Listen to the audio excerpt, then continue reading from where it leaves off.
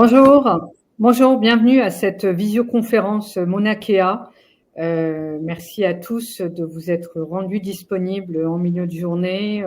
C'est une visioconférence qui est destinée, c'est l'occasion de revenir sur les dernières actualités de Monakea et notamment la procédure de sauvegarde pour vous expliciter effectivement les raisons pour lesquelles la société a eu recours à cette procédure. J'ai le plaisir d'accueillir Sacha Loiseau, qui est le président, directeur général et fondateur de Monakea, et Côme de la Tour de Pin, qui en est le directeur financier, qui vont vous présenter effectivement encore une fois, les avancées, les dernières avancées de Monakea. Je vous invite à ne pas hésiter à poser des questions. Vous avez la possibilité de le faire dans l'onglet questions et on y répondra en fin de présentation, bien entendu. Merci à tous. Sacha, comme je vous laisse la parole. Merci. Merci beaucoup Nissa. Bonjour à tous. Merci beaucoup de vous connecter nombreux ce matin. Je sais que c'est pas toujours facile de se connecter pendant la journée, mais on a pensé que c'était le meilleur moment. On refera sûrement d'autres webinaires de ce genre dans un avenir proche. Donc merci encore de l'intérêt que vous portez à Monakea dans des circonstances aujourd'hui qui sont un peu spéciales. Notre volonté aujourd'hui, c'est d'abord de répondre à vos questions, d'être parfaitement transparent et j'espère très clair sur la situation, les opportunités, les tenants et les aboutissants de cette procédure qu'on a déclenchée volontairement.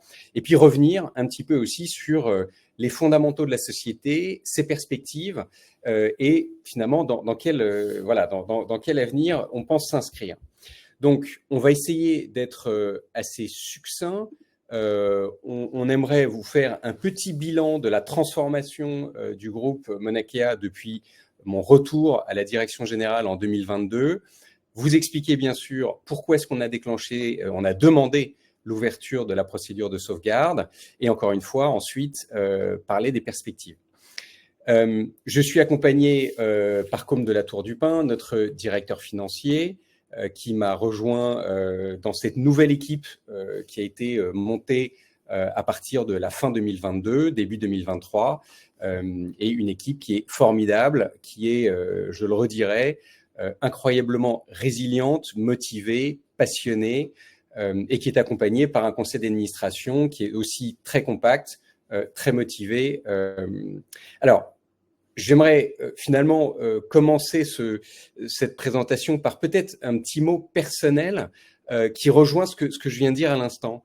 Comme vous savez, j'ai été fondateur de Monakea, j'en ai été le directeur général pendant 18 ans, puis j'ai quitté la direction générale pendant 3 ans, de fin 2018 pendant presque 4 ans à 2022.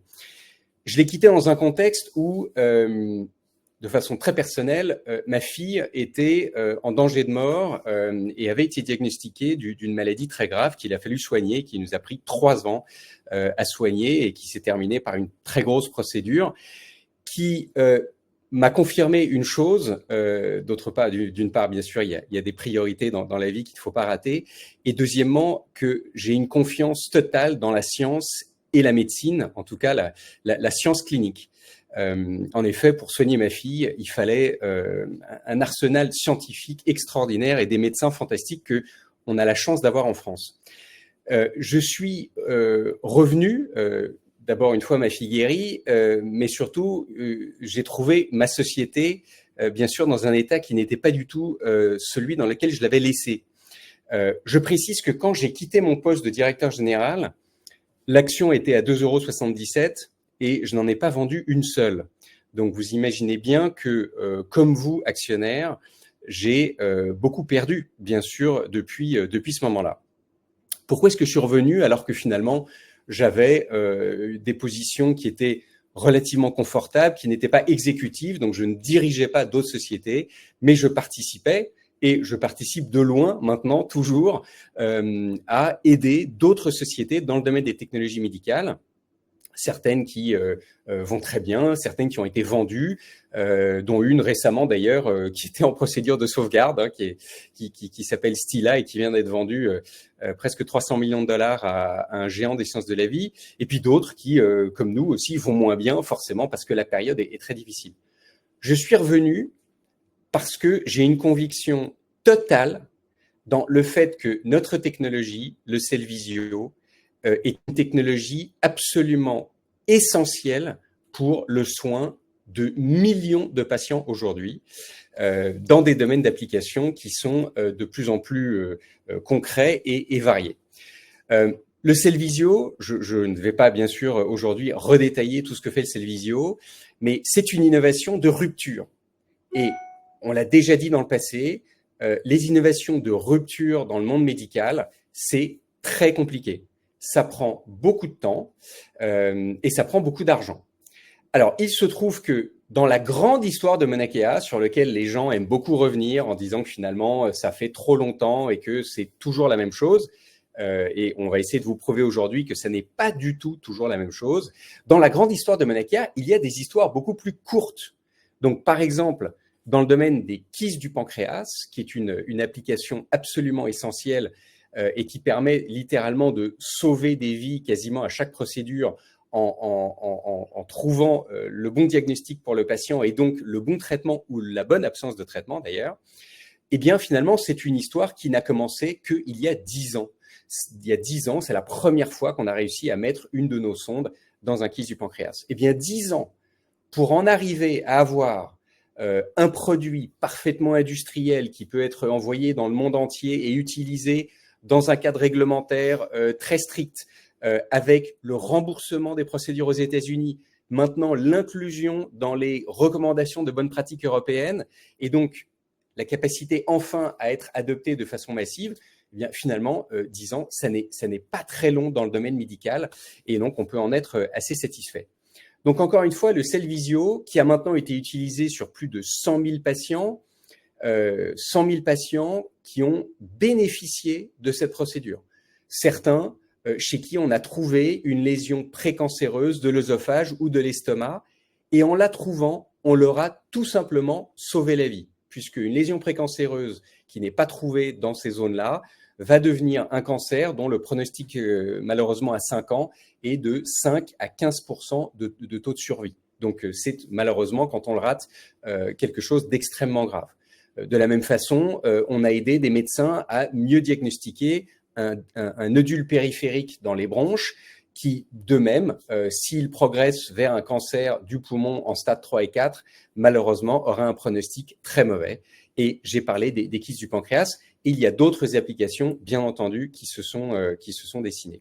Donc, c'est cette conviction totale dans l'importance de notre technologie et dans le fait qu'on était presque au moment où, justement, on pouvait enfin tabler sur une diffusion beaucoup plus importante de cette innovation dans un cadre amélioré. Eh bien, c'est cette conviction qui a fait que je suis revenu, que j'ai pas beaucoup dormi depuis que je suis revenu, que ça a été difficile dans un contexte, il faut quand même le rappeler, qui est un contexte de marché très très pénible. Alors, il se trouve que depuis une semaine, il est encore plus pénible pour tout le monde, mais avant, il a été très pénible pendant des années pour toutes les small caps françaises, en particulier les boîtes de biotech et de medtech. Bon, voilà, c'est comme ça, il faut évoluer dans un environnement pénible, mais c'est vrai que cet environnement a bien sûr généré beaucoup de contraintes pour nous.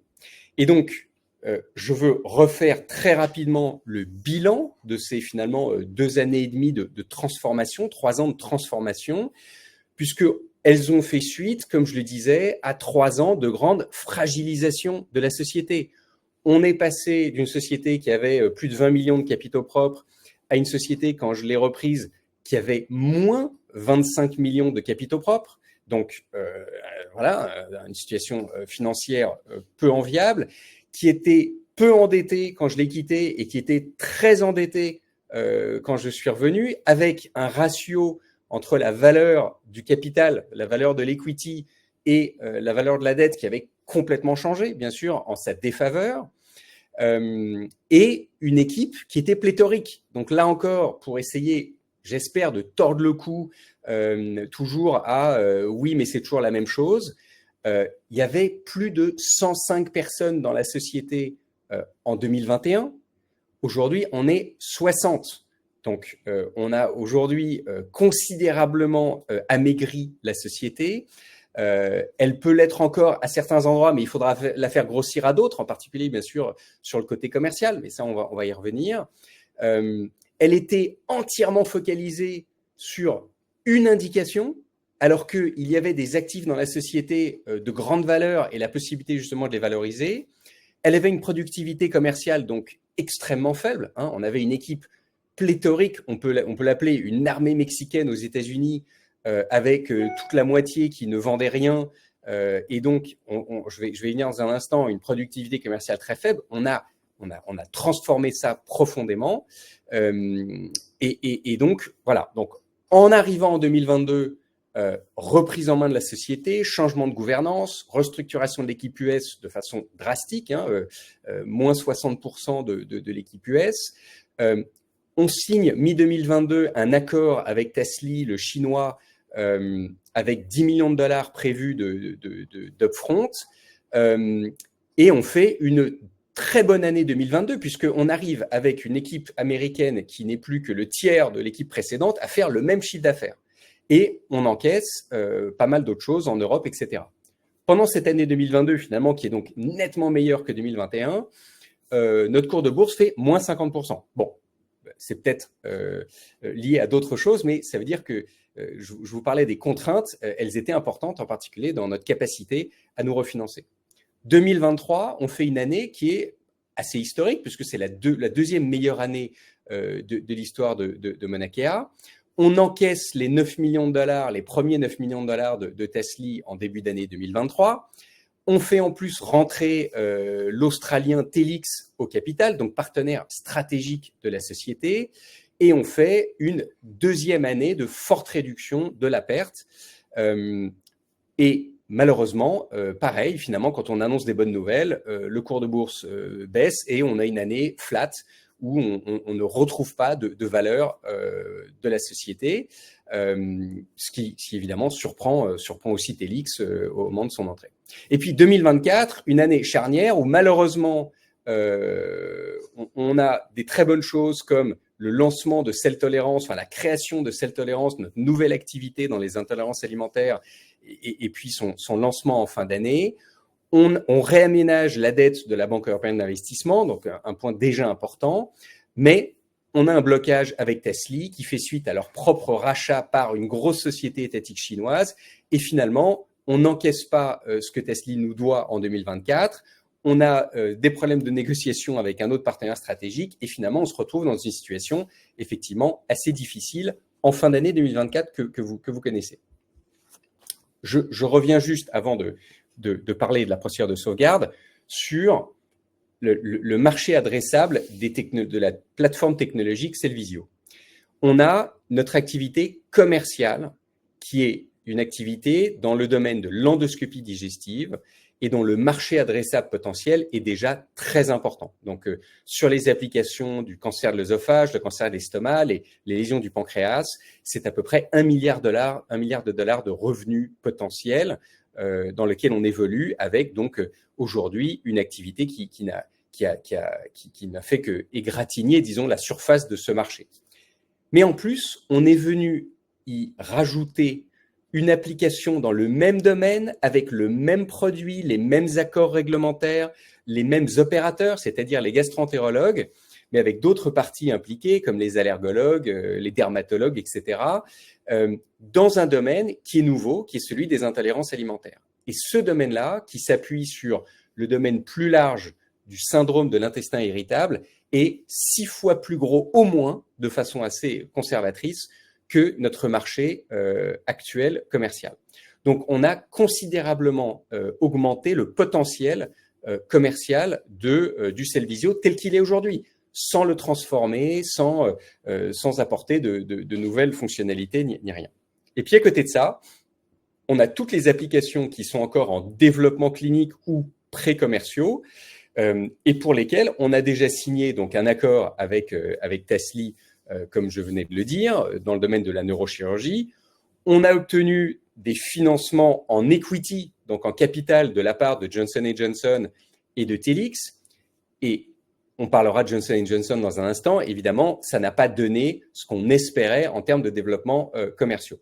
Mais donc, ces actifs, ils sont nombreux. Il y en a d'autres qui ne sont pas mentionnés ici et qui font partie intégrante de notre stratégie depuis 2022, c'est-à-dire que la monétisation de ces actifs, qui est très concrète et aujourd'hui, on travaille dessus littéralement quotidiennement, fait partie de notre stratégie pour aboutir à la rentabilité opérationnelle de la société à assez court terme.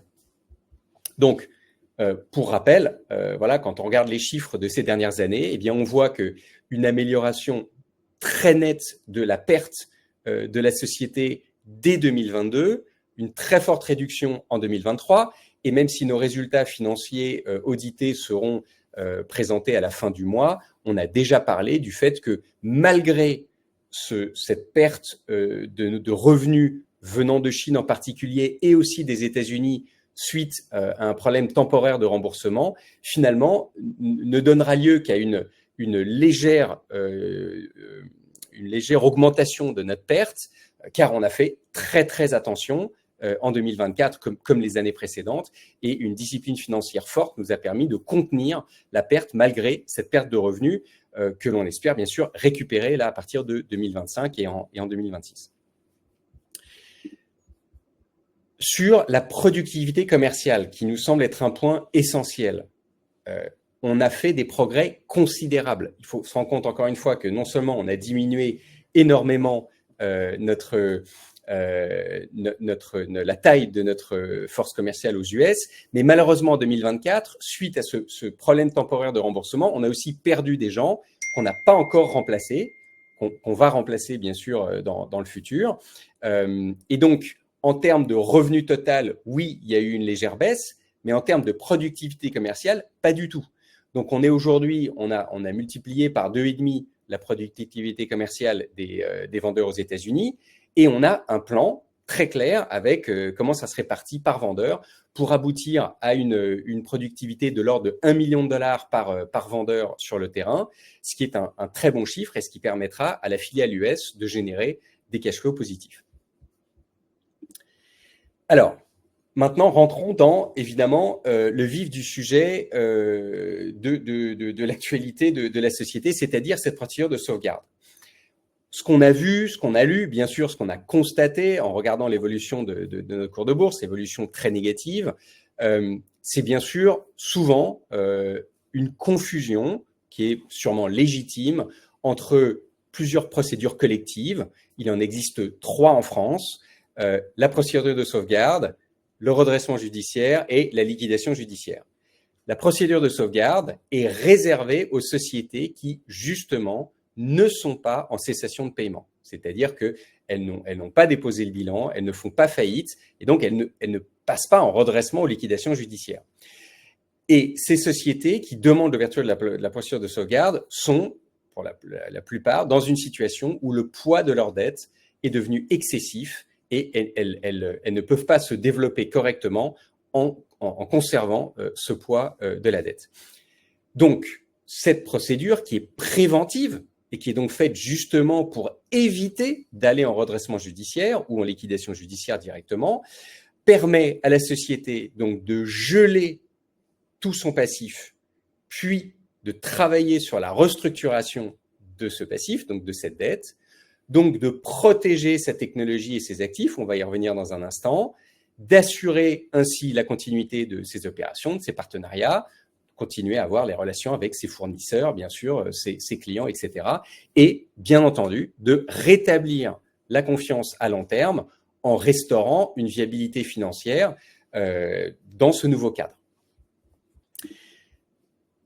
Nous avons fait un acte de gestion parfaitement responsable qui était donc de demander volontairement au tribunal de commerce, qui s'appelle maintenant le tribunal des activités économiques de Paris, l'ouverture d'une procédure de sauvegarde.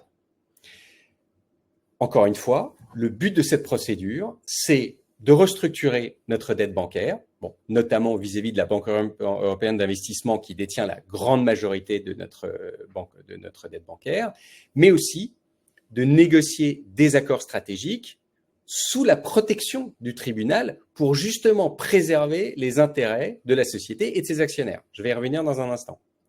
Mais sachez, et on l'a annoncé, que d'ores et déjà, grâce à l'ouverture de la procédure, nous avons pu conclure un accord de négociation exclusive rémunéré significativement, pour aboutir à un accord de licence avec un acteur stratégique majeur. Donc, on a été payé, encore une fois, de façon significative pour négocier pendant quelques mois de façon exclusive avec un acteur majeur dans un domaine thérapeutique très important sur lequel les perspectives sont vraiment intéressantes. Donc déjà, une conséquence très positive de l'ouverture de la procédure de sauvegarde dont nous nous sommes félicités, car elle nous permet encore une fois de nous protéger.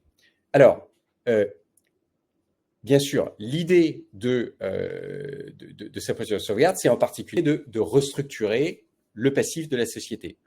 Vous le savez, on avait annoncé en avril 2024 qu'on avait déjà restructuré, réaménagé les échéances de la dette avec la BEI sur 5 ans. Au départ, elle était prévue d'être remboursée en 2024-2025 et on l'a réétalée de 2025 à 2030 avec des échéances déjà finalement non nulles en 2025, 2026, 2027, puisque sur ces 3 années, il y avait déjà 8,5 millions d'euros à rembourser, puis un remboursement très important de 14 millions en 2028, et ensuite encore des remboursements avec des royalties en 2029-2030.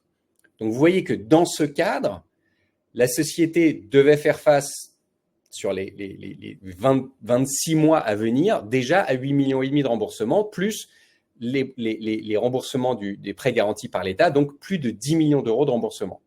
Et on voit bien que ça n'était pas, dans le contexte économique actuel, ça n'était pas tenable. D'où l'intérêt de la procédure de sauvegarde, dans laquelle on a maintenant un cadre adapté pour engager des négociations avec nos créanciers, pour en sortir avec un plan de sauvegarde qui soit acceptable par tout le monde et qui soit donc beaucoup plus intéressant pour la société.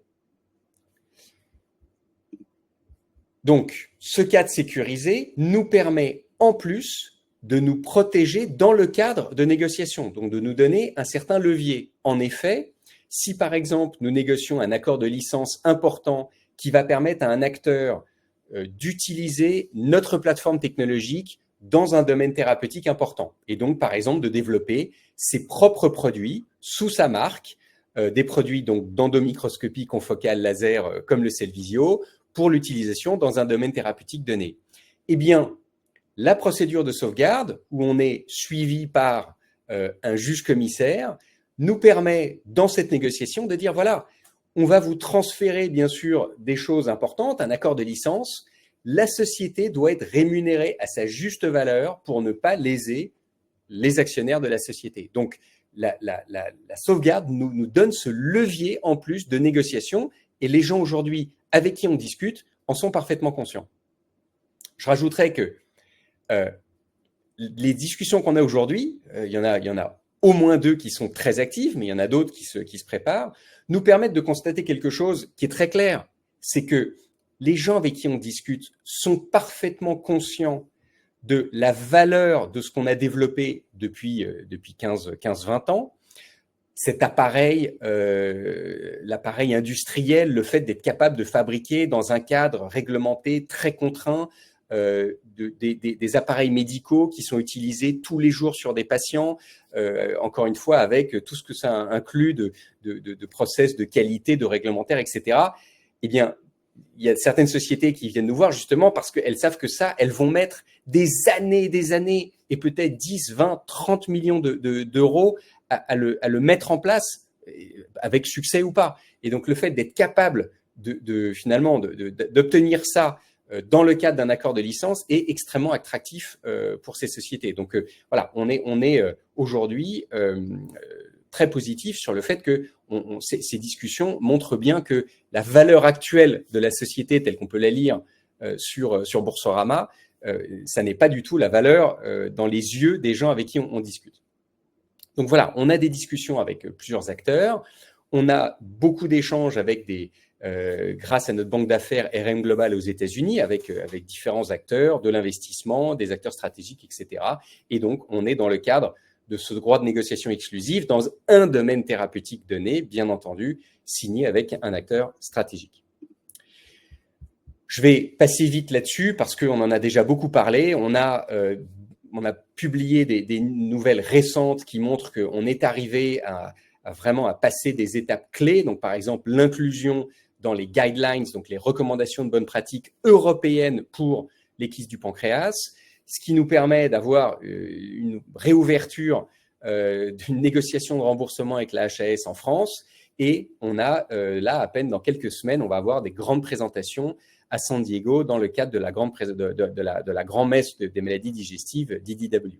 Et puis, on a pas mal d'activités commerciales dans le domaine de l'œsophage de Barrett que vous connaissez, et puis un pipeline assez conséquent qui s'est construit depuis plusieurs mois autour de Cell Tolérance, qui est aujourd'hui notre marque autour des intolérances alimentaires, avec par exemple aux États-Unis, à l'université de Stanford, un centre de référence assez exceptionnel. Ils ont fait là en 4 mois plus de 70 procédures. Ils sont en train de dédoubler le centre pour avoir 2 Cellvisio et pouvoir servir tous leurs patients. Ils envisagent 4 à 500 patients par an. Donc, ils vont nous permettre aussi de rayonner très fortement avec eux comme centre de référence. Et on a pas mal de discussions avec des chaînes de cliniques en France, aux États-Unis, en Allemagne, dans des régions différentes comme le Moyen-Orient, l'Australie. Donc, on voit qu'on a créé aujourd'hui un pipeline commercial très important, spécifiquement aussi dans ce domaine des intolérances. Et puis voilà, on travaille beaucoup, bien sûr, sur l'intelligence artificielle et on fait beaucoup de progrès. On a annoncé qu'on avait renforcé notre portefeuille de brevets. Il y a d'autres choses à venir dans ce domaine. Donc voilà, pour arriver à la conclusion, encore une fois, notre but aujourd'hui, dans le cadre de cette procédure de sauvegarde, eh bien, c'est d'en sortir avec une société refinancée et dont la structure financière est considérablement renforcée, avec donc une dette aménagée, donc qui aligne les échéances avec nos capacités de remboursement et surtout donc, qui va permettre de retrouver beaucoup d'oxygène dans les années à venir. Pour rappel, on a remboursé à peu près 3 millions d'euros dans les toutes dernières années, 3 millions d'euros qui n'ont pas pu être injectés dans le développement commercial et qui donc nous ont coûté très cher. Ça nous a coûté non seulement les 3 millions d'euros, mais ça nous a coûté la perte d'opportunité de développement commercial. Donc évidemment, on ne peut pas continuer comme ça. Ces nouveaux partenariats stratégiques eh bien, vont nous apporter des financements complémentaires importants, on pense à court terme, avec ensuite des milestones, et donc des revenus additionnels ensuite qui viendront des développements commerciaux. Et voilà, le but, vous savez, l'objectif numéro 1, bien sûr, c'est d'arriver le plus vite possible à la rentabilité avec cette accélération des revenus donc dans tous les domaines et donc une structure de coût bien optimisée, encore une fois, comme je l'ai dit au début. Donc voilà, on a, je crois, des leviers de création de valeur qui sont multiples. Aujourd'hui, on a une valeur qui ne peut qu'augmenter, très franchement. Voilà, on a d'abord de la valeur de nos actifs. Donc, on a un portefeuille de brevets qui est unique au monde. Et quand on en a vendu 2 familles à notre joint venture en Chine avec Tasly, ces 2 familles ont été valorisées 17 millions d'euros. Bon, ensuite, c'est une négociation. Hein. Bien sûr, je suis sûr qu'on pourra trouver des choses à dire là-dessus. Néanmoins, on est aujourd'hui convaincu que compte tenu des marchés adressables, de la maturité de notre technologie et de toutes ces étapes qu'on a passées, évidemment que la valeur intrinsèque de la société aujourd'hui, compte tenu de sa situation, bien sûr, de son problème de liquidité, n'est pas reflétée, bien entendu, dans son cours de bourse. Donc, on travaille sur tous ces leviers et on est voilà, aujourd'hui focalisé sur cette période importante. Alors, en conclusion, et ensuite on va vous passer la parole. D'abord, on lit beaucoup, encore une fois, on a l'impression qu'il y a une déconnexion entre nous, les dirigeants de Mauna Kea, moi en particulier, et les intérêts des actionnaires. Alors, j'aimerais quand même refaire un point là-dessus. Je touche un salaire qui est public, qui est, je pense, pas très élevé comparé à tous mes camarades. Je n'ai qu'un seul intérêt, bien sûr, c'est la valorisation de la société. Encore une fois, je n'ai fait que racheter des actions de Mauna Kea depuis quelques années, je n'en ai pas vendu une. Aujourd'hui, bien sûr, elles valent très peu. Et donc, on a des intérêts avec Com, Nathalie et tous les autres qui sont parfaitement alignés. Ils sont tous actionnaires de la société aussi, le board aussi. Et donc, voilà, et tous les employés de la société, pareil. Donc, on est tous alignés sur la création de valeur et on n'est pas là pour manger sur le dos de la bête. Ça serait vraiment un très mauvais calcul et surtout, on serait pas très bon finalement si on faisait ça, puisque encore une fois, ce n'est pas comme ça qu'on va s'enrichir. Donc, on a une équipe qui est incroyablement résiliente, qui est passionnée, qui est expérimentée et qui est très motivée par cette phase de la société qui devrait lui permettre de retrouver une phase de création de valeur forte.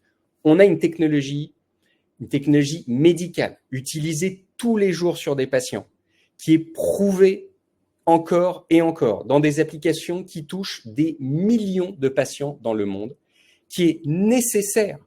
Il est aujourd'hui, si on veut détecter une lésion dans l'œsophage, il n'y a pas de meilleure technique que l'utilisation du Cellvizio, et de loin. Si on veut caractériser une lésion du pancréas et éviter une chirurgie du pancréas inutile, ou au contraire, aller plus vite en chirurgie pour espérer être sauvé d'une tumeur qui a un potentiel malin, il n'y a de loin pas mieux que le Cellvizio. Et aujourd'hui, on a justement tous les leaders d'opinion aux États-Unis qui enfin sont alignés avec ça, et on voit bien qu'il y a un élan très fort autour de ça. Donc, on est prêt aujourd'hui pour un déploiement massif, on a l'appareil industriel pour le faire, et on a les partenariats qui sont en train de se mettre en place. Et donc, cette opportunité unique aujourd'hui de parvenir à une structure financière mieux équilibrée et donc de revaloriser la société. Maintenant, j'ai un dernier message avant de vous passer la parole, c'est que si vous voulez en savoir plus, vous voulez nous rencontrer, vous voulez vraiment être encore plus convaincu par tout ça, eh bien venez nous voir. On est en plein cœur de Paris. C'est facile, on vous fera visiter nos locaux avec notre unité de production, notre R&D, vous rencontrerez les gens, donc écrivez-nous, on a créé une adresse mail spécifique, actionnaire2025@monakeatech.com, vous nous écrivez, on vous répondra, on organisera des visites et on sera ravis de vous montrer ce qu'il y a à montrer. Voilà, merci beaucoup et donc maintenant on va essayer de répondre à vos questions. Merci beaucoup, Sacha. Effectivement, on reçoit beaucoup de questions. D'abord, j'ai pas mal de personnes qui vous remercient de l'exercice et de l'exercice de transparence et de vous être rendu disponible. Alors, j'ai une première question de Lucien qui demande dans quelle mesure doit-on s'attendre à une dilution du cours de l'action. Je dois dire que j'ai pas mal de questions sur des opérations dilutives qui arrivent. Donc, est-ce qu'on peut parler est-ce qu'on peut évoquer effectivement ce point, c'est-à-dire d'une potentielle dilution à venir? Alors, je pense que, bien sûr, on a tous été dilués. On a tous été dilués au fil des ans et malheureusement, pour des tas de raisons, n'y revenons pas, regardons le futur. Je pense qu'il faut se concentrer sur la création de valeur et donc sur le potentiel de revalorisation de l'action. Le fait de devoir refinancer la société, comme vous l'avez entendu, nous travaillons d'abord en ce moment sur des accords de licence qui vont apporter des financements nouveaux à la société. Donc ça, c'est un premier point. Donc, une partie du besoin financier de la société doit venir de revenus de licence, en particulier de paiements upfront, comme on l'avait fait avec Tesla, qui nous avait versé 9 millions de dollars upfront, c'est-à-dire avant le travail. Donc ça, c'est une première chose. Donc pour réduire justement cette dilution. Mais s'il faut effectivement faire rentrer des nouveaux investisseurs qui croient en la société et son futur, d'après mon point de vue, notre point de vue, c'est que ça ne peut que revaloriser la société, puisque justement, aujourd'hui, la société est dévalorisée du fait qu'elle n'a pas un horizon financier suffisant. Donc, OK, théoriquement, dans un marché parfaitement efficient, quand une société vaut 100 et qu'elle émet pour 10% de nouvelles actions, eh bien, forcément, elle va perdre 10% de sa valeur. Mais on n'est pas dans ce cas-là du tout, puisqu'on a une société qui aujourd'hui est très dévalorisée par rapport à sa valeur intrinsèque. Donc, son financement ne peut qu'aider à sa revalorisation. Et c'est là-dessus qu'on travaille. Et en plus, on travaille bien sûr sur les possibilités de refinancement qui sont les moins dilutives possibles pour nous, actionnaires. Donc là-dessus, encore une fois, on est parfaitement alignés. Je précise, pardon Sacha, je me permets de préciser qu'à ce jour, il n'y a pas eu de recours à des instruments dilutifs comme on a pu voir sur un certain nombre d'entreprises du secteur qui ont eu recours. Et effectivement, ça a été extrêmement destructeur pour les actionnaires. On n'a jamais eu recours à cela. Merci de le rappeler, puisqu'effectivement, nous n'avons jamais signé des accords, par exemple, ce qu'on a appelé les OCAPSA et les choses comme ça. Donc, tout le monde connaît très bien ça. Ce sont des instruments qui ont une dilution potentielle infinie. Okay, donc, effectivement, on ne comprend pas pourquoi, d'ailleurs, ces instruments existent encore, mais c'est comme ça. Et donc, nous ne l'avons jamais fait, même dans une période extrêmement difficile où d'aucuns auraient dit voilà, il ne vous reste plus que cette solution. Eh bien, non. Nous, on a choisi justement de trouver d'autres solutions, d'aller dans cette procédure de sauvegarde. Je vais vous dire, j'ai eu de nombreux amis, dont certains qui sont passés par la procédure de sauvegarde, qui m'ont félicité en disant bravo d'avoir réussi à faire ça. C'est vraiment le bon cadre dans lequel repartir. D'autres auraient choisi une solution de financement extrêmement dilutif qui aurait mis une rustine malheureusement sur un pneu crevé à d'autres endroits. Donc là, aujourd'hui, on est là pour repartir sur des bases beaucoup plus saines.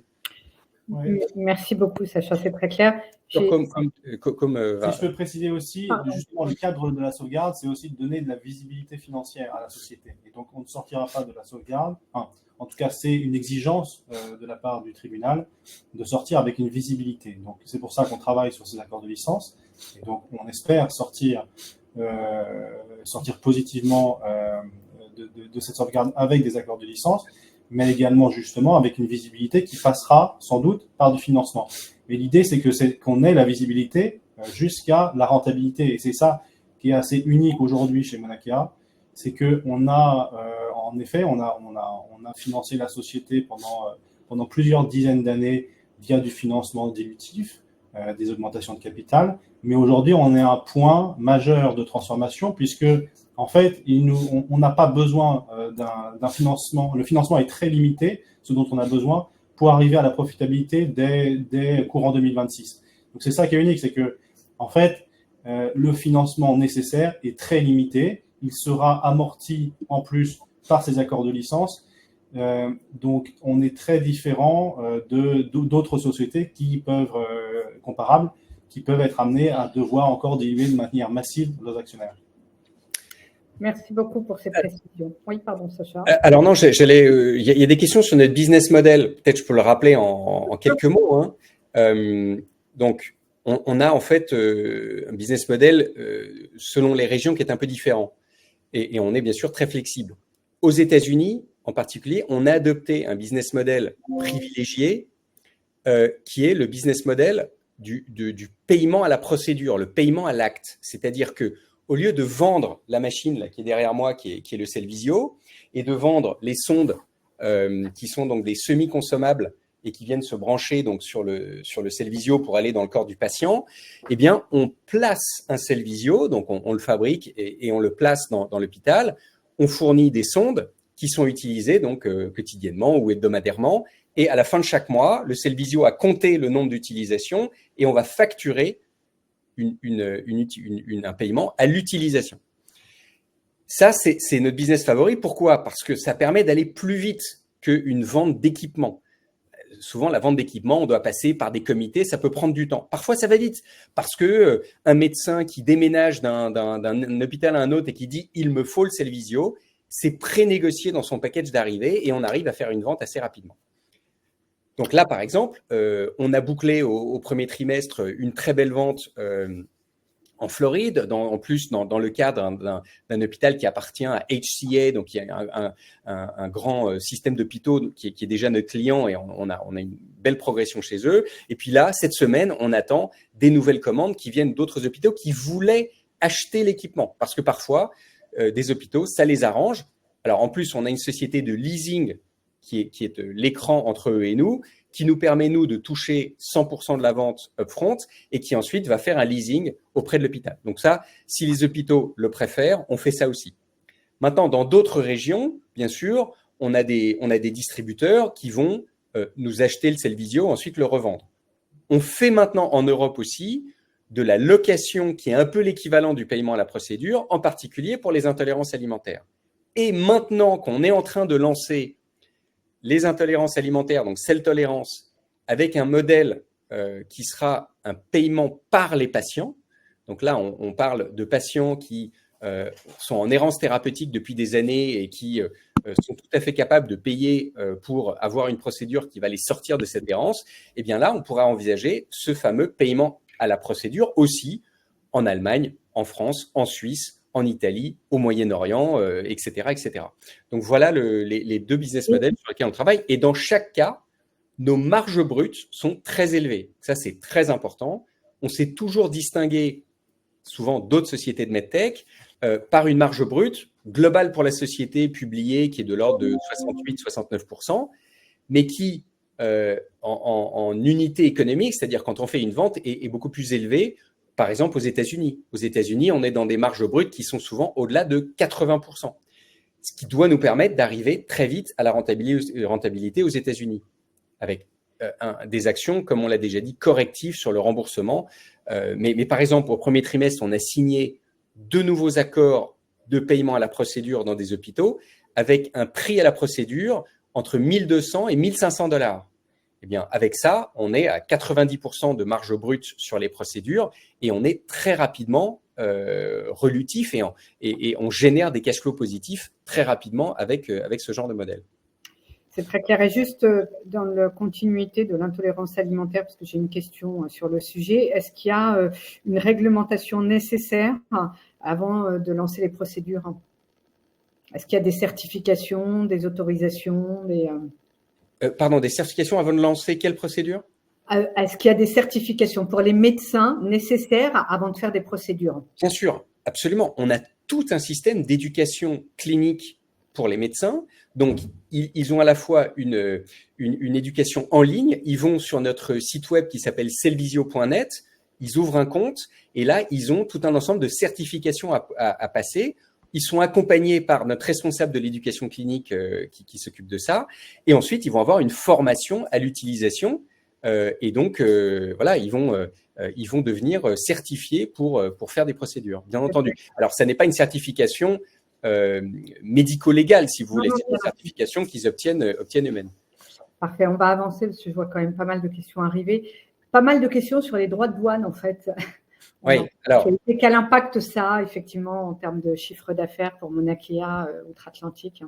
Alors, on analyse encore tout ça. Évidemment, comme tout le monde, on n'est pas ravis, bien entendu, des droits de douane qui, pour le moment, semblent s'appliquer aux dispositifs médicaux. On a expédié quelques Cellvisio juste avant les droits de douane. Bon, c'est une chose.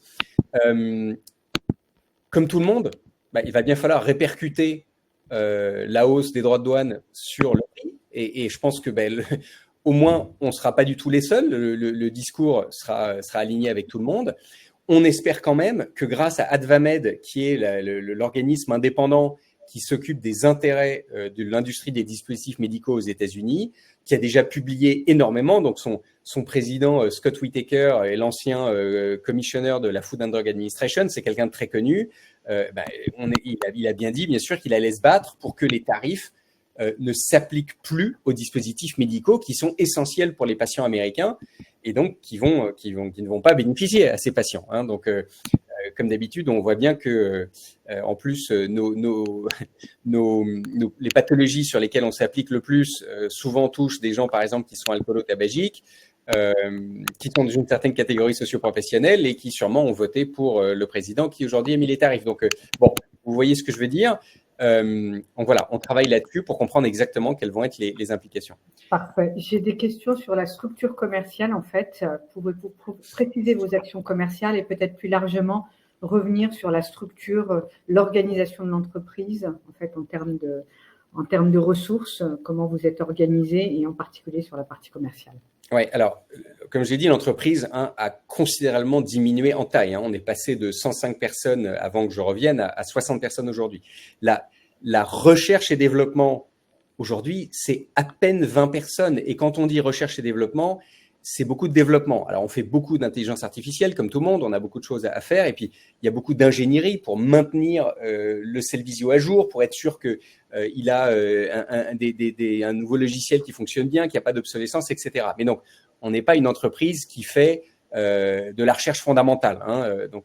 L'argent qu'on lève ou qu'on obtient, il est aujourd'hui principalement investi dans le développement commercial.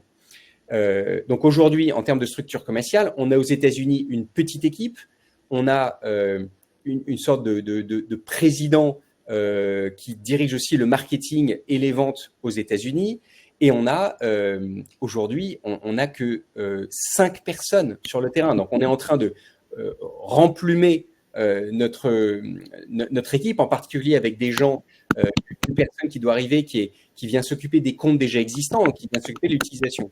Mais on va lancer là, dans les jours qui viennent, une grande initiative pour considérablement étoffer notre équipe, mais avec des vendeurs qui seront uniquement payés à la commission. Aux États-Unis, il existe des vendeurs qu'on appelle les vendeurs 1099, donc 1099, qui sont des vendeurs qui ne sont payés qu'à la commission. C'est très connu. Et donc là, avec tout le momentum positif qu'on a, eh bien, on va lancer une grande initiative pour embaucher, on espère, 10-15 vendeurs 1099 et qui ne seront pas payés en salaire. On a par ailleurs des discussions qui vont avoir lieu en particulier à la grande conférence là, dont je parlais à DEW, avec des sociétés qui, elles, ont des structures commerciales beaucoup plus importantes pour justement discuter d'accords de distribution, de marketing, de private labeling, c'est-à-dire de faire que le Cellvisio pourrait être vendu dans certaines indications sous la marque d'un géant de l'endoscopie digestive ou autre. Donc, on a toutes ces discussions. En Europe, on a aussi une petite structure qu'on va étoffer en particulier avec des distributeurs. Donc là, on a des discussions qui arrivent vraiment à leur fin avec des distributeurs justement sur des activités dans le domaine de la gastro-entérologie. Donc l'idée, c'est de retrouver une superficie commerciale à moindre coût, bien entendu, qui soit considérablement supérieure à ce qu'on a eu depuis des années. On a travaillé dans un mode très, très contraint depuis 3 ans. Malheureusement, c'est la réalité. Et donc aujourd'hui, on a eu toutes ces bonnes nouvelles et on a lancé Cell Tolérance. L'idée aujourd'hui, c'est de faire ça. On a aussi des possibilités de faire financer Cell Tolérance de façon indépendante dans un futur proche. Donc, on travaille là-dessus aussi. Merci. Donc, il y a une question sur est-ce qu'on est actuellement en négociation avec un ou plusieurs partenaires. On est en négociation avec plusieurs partenaires dans des domaines thérapeutiques séparés. Donc voilà, donc, qui sont pas des négociations qui se marchent dessus. Et on a aujourd'hui des négociations très politiques, très actives, avec beaucoup de travail de notre côté et du leur là-dessus. Merci Sacha. Une question d'Étienne. Bonjour. En quoi est-ce que la procédure de sauvegarde a facilité est-ce que la procédure de sauvegarde qui a facilité la signature d'une LOI pour un accord de licence et qui a permis son caractère payant? Bien sûr, c'est très simple. Hein. Le deal avec cet acteur, c'était si vous obtenez la procédure de sauvegarde, eh bien, je vous rémunérerai pour quelques mois de négociations exclusives dans ce domaine thérapeutique. Donc, la réponse est absolument oui. Et donc, cet acteur, comme plein d'autres avec qui on discute, considère à juste titre que la demande d'ouverture de sauvegarde et le fait qu'on l'ait obtenue est une bonne chose pour la société et va nous permettre, encore une fois, comme on l'a dit, de remettre certaines choses à plat et de la transformer. Un certain nombre de questions sur des pistes de rapprochement industriel. Est-ce que potentiellement Monakea pourrait se rapprocher d'un industriel et venir avec une offre complémentaire d'une offre plus globale? Oui, ça fait partie, bien sûr, des possibilités. Là, on parle d'accords de licence. Il pourrait y avoir, encore une fois, d'autres types d'accords. On est aujourd'hui, avec notre banque d'affaires, ouvert à des négociations de tout type. Mais voilà, on est focalisé aujourd'hui sur ces discussions avec ces partenaires stratégiques. Parfait, on va peut-être terminer avec 2 dernières questions. À combien estimez-vous l'upfront que vous pourriez espérer recevoir de vos partenaires en pourcentage des besoins de financement de la société? Alors ça, c'est une bonne question. On l'avait évoqué il y a quelques minutes.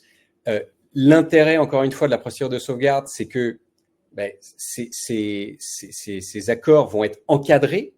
Donc, on ne peut pas signer un accord qui ne soit pas suffisamment significatif pour la société, justement en pourcentage de ses besoins de financement, et qui représente en valeur absolue un paiement raisonnable pour justement ce qu'on va offrir à la société avec qui on va signer cet accord. Donc ça, c'est encore une fois, ça nous donne un levier, même si on espère être suffisamment bon négociateur. Et j'ai envie de dire quand même que le fait qu'on ait réussi à faire investir J&J, Telix, puis qu'on ait obtenu les 9 millions de dollars upfront de Tesla montre qu'on n'est pas les plus mauvais négociateurs. Et ben dans ce cas, non seulement on va être, j'espère, des bons négociateurs, hein, je le pense, mais en plus être encadrés. Et ces gens-là le savent. Donc, ils ne peuvent pas faire une offre qui soit en dessous d'un seuil qui, encore une fois, soit raisonnable et significatif. Donc, nous, on pense qu'on pourrait, si on signe 2 accords, par exemple, ça pourrait représenter une fraction significative de nos besoins de financement à 3 ans. Maintenant, je ne peux pas vous donner un chiffre, mais significatif. Donc, sûrement plus de la moitié, en tout cas, de nos besoins de financement. Donc ça peut être très, très intéressant, évidemment, pour la société, et ça peut débloquer une situation et évidemment attirer de nouveaux investisseurs qui voient bien qu'on est en train complètement de sortir de la situation trop contrainte dans laquelle on était, écrasé par la dette financière. Parfait, merci beaucoup. Vous parliez de viser une trajectoire de rentabilité à horizon 2026. Est-ce que d'abord vous êtes toujours confortable et qu'est-ce que cela implique à aujourd'hui? Alors, effectivement, on l'a dit à de nombreuses reprises, finalement, quand on regarde notre trajectoire financière avec notre résultat depuis donc 2022, 2023, en fait, on pensait vraiment arriver à tangenter la rentabilité en 2024. On avait avec le plan qui n'était pas du tout un plan délirant, on allait faire 70% de croissance en 2024. On avait imaginé un plan où on allait encaisser bien sûr ce que le partenaire chinois nous devait, mais pas plus. On n'avait pas basé nos estimations sur leur propre business plan qui était extrêmement ambitieux, et on avait un plan pour autre chose qui n'est pas arrivé. Et avec ça, on arrivait de nouveau à diviser quasiment par 2 la perte financière et arriver vraiment à quelque chose de très, très, très proche de la rentabilité. Donc, bon, ça s'est décalé. Et aujourd'hui, bien sûr, on est déjà en avril et il faut qu'on retrouve notre capacité d'investissement commerciaux.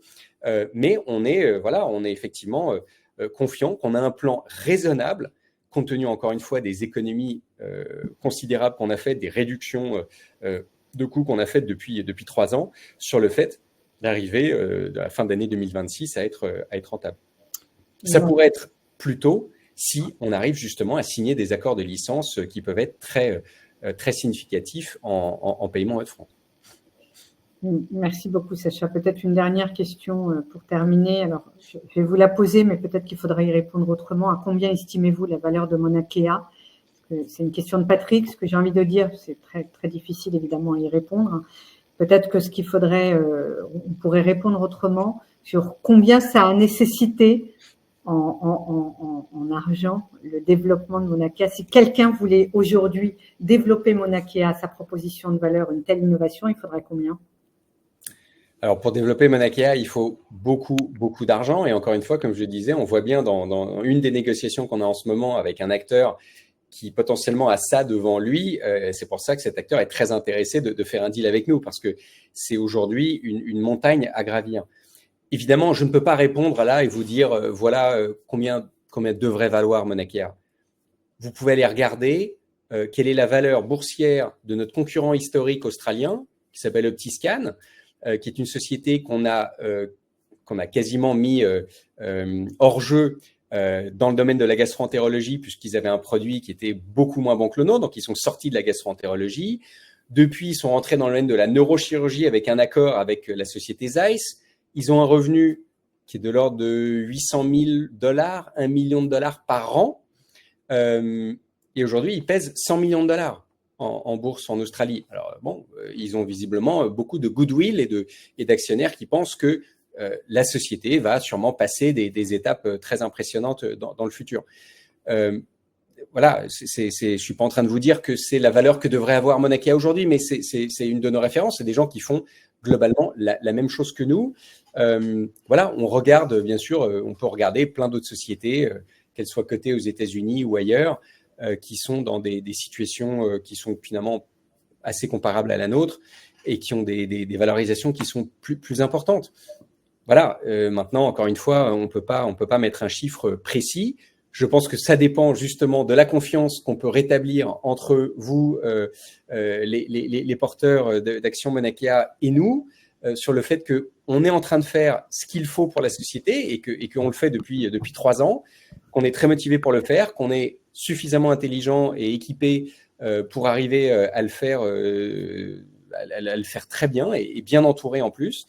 C'est comme ça qu'on va pouvoir retrouver, je pense, une valeur qui est raisonnable pour Mauna Kea. Et si en plus on arrive à faire baisser son endettement, eh bien c'est forcément un système de vase communiquement, puisque la valeur d'entreprise, hein, c'est la valeur du capital plus la valeur de l'endettement moins son cash. Donc si on arrive à réduire l'endettement, on espère aussi que ça permettra de commencer à revaloriser significativement la société. Parfait. Une dernière question peut-être avant de vous donner la parole pour une conclusion. Pour Com plutôt, et ça porte sur les subventions, peut-être vous le CIR, ce que ça représente aujourd'hui. Aujourd'hui, on ne reçoit plus de subventions et du fait d'un paramètre clé qui est qu'on a des capitaux propres négatifs.